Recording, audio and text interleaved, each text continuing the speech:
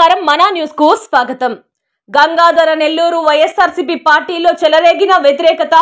Deputy CM Narayana స్వామికి seat కేటాయించకపోతే మూకుమ్మడిగా రాజీనామా చేస్తామన్న సర్పంచ్ మరియు నియోజకవర్గ ఇన్ఛార్జీలు.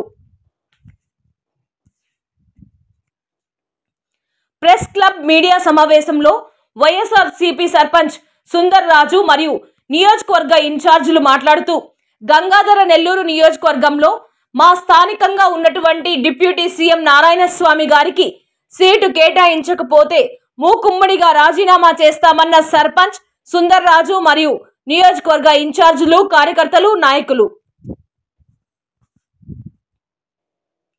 గంగాధర నెల్లూరు నియోజకవర్గానికి అహర్నిశలు కష్టపడి నియోజకవర్గ అభివృద్ధికి కృషి చేసినటువంటి డిప్యూటీ సీఎం నారాయణ స్వామి గారికి సీటు కేటాయించకపోవడంతో ఒక్కసారిగా వైసీపీ పార్టీలో అసమ్మతి చెలరేగింది. వైఎస్ఆర్సీపీ అధిష్టానం 4వ జాబితాలో డిప్యూటీ సీఎం నారాయణ స్వామికి చిత్తూరు జిల్లా ఇన్ఛార్జిగా కేటాయించి మా నియోజకవర్గానికి చిత్తూరు అభ్యర్థిని ప్రకటించడం అమానుషం అని, దీని పరిణామం వల్ల నియోజకవర్గంలో వైఎస్ఆర్సీపీ భారీగా నష్టపోయి వైఎస్ఆర్సీపీ మనుగడ కోల్పోయే దిశగా ఉంటుందని వైఎస్ఆర్ పార్టీ సర్పంచ్ సుందర్ రాజు నాయకులు మీడియా సమావేశంలో ఆవేదన వ్యక్తం చేశారు.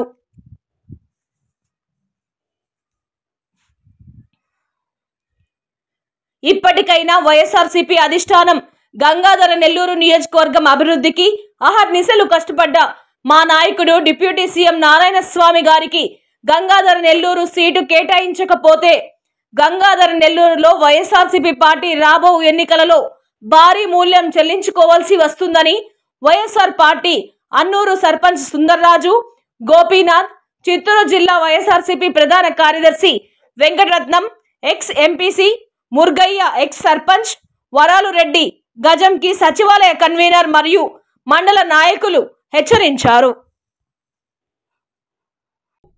ప్రధానమంత్రి అక్కడ ఉన్న లండన్ ప్రధానమంత్రిగా పెట్టినప్పుడు దాన్ని అక్కడ గుర్తించి లండన్ పార్లమెంట్లో పెట్టారు, ప్రపంచంలో ఎక్కడ పెట్టాల. రెండోది మన ఏపీలో పెట్టారు, దేశంలో ఎక్కడ పెట్టని విధంగా 125 అడుగుల ఎత్తుని నిర్మించి మాకు గుర్తింపు తెచ్చారు.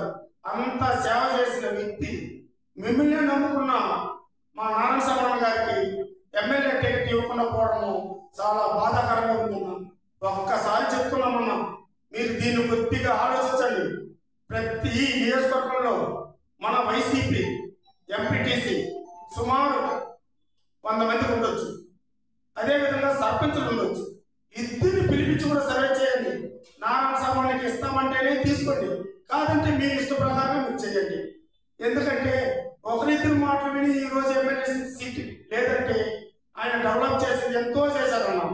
ఈ ఎస్సీల వల్ల ఆయన నమ్ముకొని ఈ 40 సంవత్సరాలుగా రాజకీయం చేశారు. ఎందుకంటే ఆయన అభివృద్ధికి కృషి చేశారు. ఎక్కడ లంచం తీసిన వ్యక్తి కాదు, చెడ్డ పేరు తెచ్చుకున్న వ్యక్తి కాదు. అదేవిధంగా జ్ఞానేంద్ర రెడ్డికి అతనికి ఒక్క మండలంలో ఆయన చేసిన పరిస్థితిని బట్టి ఆయన వద్దు, నారాయణ స్వామి అంటే ఇంకా ఎవరిదా నియోజకవర్గానికి కావాలా? మీరు జ్ఞానేంద్ర రెడ్డి మాటే గొప్ప అనుకుంటే మేము మిమ్మల్ని నమ్ముకొని మీకు పార్టీకి సేవ చేస్తూ ఆ పార్టీకి ఓటు వేసుకుంటూ దానికోసం కష్టపడి తిరుగుతూ ఉంటే ఆయన మాట విని ఈరోజు ఎమ్మెల్యే టికెట్ వద్దు, ఎంపీగా పోతే అది మంచిది కాదన్నా. ఒక్కసారి ఆలోచించండి. మళ్ళీ మిమ్మల్ని రిక్వెస్ట్గా అడుగుతున్నాము, ఈ నియోజకవర్గంలో ఎంపీటీసీలు కానీ, సర్పంచ్లు కానీ, వార్డు మెంబర్లు కానీ మీరు పెట్టిన వాలంటీర్లు కానీ ఒక్కసారి ఎంక్వైరీ చేయండి. నారాయణ స్వామికి మెజార్టీ వస్తేనే, అతని పైన సర్వేలో ఆయన వస్తేనే మీరు సీట్ ఇవ్వండి. ఎందుకంటే ఒకరిద్దరు మాటలు తీసుకొని మీరు అతని సీట్ లేదనడము, మీరు ఎంపీగా కొనడము అది చాలా మంచిది కాదని నాకు అనిపిస్తుందన్నా. అట్లనే ఈ ప్రెస్ మీట్లో నేను కోరుకుంటాను. అందరికీ నమస్కారాలు. ముఖ్యంగా మన మీడియా మిత్రులందరికీ కూడా నా యొక్క ప్రత్యేక అభివందనాలు తెలియజేసుకుంటున్నాను. ఈరోజు నేను వచ్చి మన జీడీ నెల్లూరు కాన్స్టిట్యున్సీ కార్వేట్నగర్ మండలం డిఎంపురం ఎక్స్ ఎంపీటీసీ. రాజశేఖర రెడ్డి గారు ఉన్నప్పుడు మేమందరూ ఎంపీటీసీలుగా ఉన్నాము. ఎస్సీ రిజర్వేషన్ అయింది కాబట్టి మేము అనేక సంవత్సరాలు కూడా పార్టీకి కష్టపడి మేము ఒక ఎంపీటీసీగా గుర్తించి ఆయన ఆ రోజు ఇచ్చారు. ఈరోజు మన ఆంధ్ర రాష్ట్ర ముఖ్యమంత్రి గారు వర్యులకు నేను ప్రత్యేకంగా ఒక విన్నపం చేయదలుచుకున్నాను. నారాయణ స్వామి గారు ఆయన డిప్యూటీ సీఎంగా మీరు 2 పర్యాయాలు ఆయనకు ఎమ్మెల్యేగా, మినిస్టర్గా, తర్వాత డిప్యూటీ సీఎం కూడా ఇచ్చారు. ఎందుకంటే ఆయన ఎంతోమంది జిల్లాలో ఉన్నారు, రాష్ట్రంలో ఉన్నారు. అయినా మీరు ఎందుకు ఇచ్చారు? విశ్వాసంగా ఒక నీతి నిజాయితీపరుడని మీరు ఇచ్చారు. మీరు ఇచ్చిన ఆ పదవులకు ఎలాంటి మచ్చ లేకుండా ఈనాటికి కూడా ఆయన గారు ఈరోజు మీకు విధేయుడిగా, మీ కుటుంబానికి విధేయుడిగా, ఆత్మీయుడిగా, మీరు ఏది చెప్తే అదే వాక్యంగా, అదే మీరేం చెప్తే అదే ఒక భగవద్గీతగా, ఖురాన్గా ఆయన తెలుసుకొని ఈరోజు మీ అడుగుజాడలో నడుస్తున్నారు. మీరు ఈరోజు ఎంపీగా ఇచ్చారు, ఆయనకి ఎమ్మెల్యేగా ఎందుకు ఇవ్వలేదో దానికి కారణాలు తెలుసుకోకుండా మీరు ఏ విధంగా నిర్ణయించారో మాకు తెలియదు. ఇక్కడ ఈ నియోజకవర్గం వచ్చి ఎక్కువగా తమిళన్స్, ఎస్సీలలో తమిళన్స్ ఉంటారు. అదేవిధంగా లోకల్ క్యాండిడేట్ అపోజిషన్లో తెలుగుదేశం పార్టీ తరఫున లోకల్ క్యాండిడేట్ పెట్టున్నారు. ఈయన దాదాపు రాజకీయంగా 40 ఏళ్ళు రాజకీయంగా అనేక సర్పంచ్ నుంచి, సమితి ప్రెసిడెంట్ కాడి నుంచి, తర్వాత 2 పర్యాయాలు ఎమ్మెల్యేలు ఉన్నారు. ప్రతి గ్రామంలోనూ ఎక్కువగా రిలేషన్షిప్ ఉండాలి. తర్వాత ప్రతి విలేజ్లోనూ కనీసం 1-2 మంచి జరగకపోవచ్చు, అందరికి కూడా ఆ గ్రామానికి సంబంధించిన ప్రతి వ్యక్తులు కూడా ఆయన చాలా అభివృద్ధి కార్యక్రమాలు చేశారు. చాలా మందికి జీవనోపాధిగా ఉద్యోగాలు కూడా చేయించారు. ఈరోజు ఆయన మోస్ట్ సీనియర్. ఈరోజు ఆ నియోజకవర్గం గెలవాలంటే ఖచ్చితంగా మన డిప్యూటీ సీఎం నారాయణ స్వామి గారికి టికెట్ ఇవ్వాలి. ఎందుకంటే రెడ్డప్ప గారు మా కొంతమందికే ఆయన ఎంపీ అనేది తెలుసు. ఆయన ఇక్కడ బంధువర్గం లేదు, అనేక భాషలు అన్నీ కూడా వ్యత్యాసాలు వస్తాయి. అనవసరంగా మన నియోజకవర్గాన్ని టీడీపీలో ఒక కాంగ్రెస్ పార్టీ ముందు, తర్వాత ఇప్పుడు వైఎస్ఆర్ పార్టీ కాబట్టి ఈరోజు అనవసరంగా ఒక నియోజకవర్గాన్ని పోగొట్టుకోవాల్సిన పరిస్థితి వస్తుంది. మీకు నమ్మకం లేదంటే, ఇప్పుడు మన గోపి గారు కూడా చెప్పారు, మీకు నమ్మకం లేదంటే ప్రజాప్రతినిధులుగా ఈ యొక్క నియోజకవర్గంలో ఎంపీటీసీలు, సర్పంచులు అందరూ ఏకగ్రీవమయ్యారు.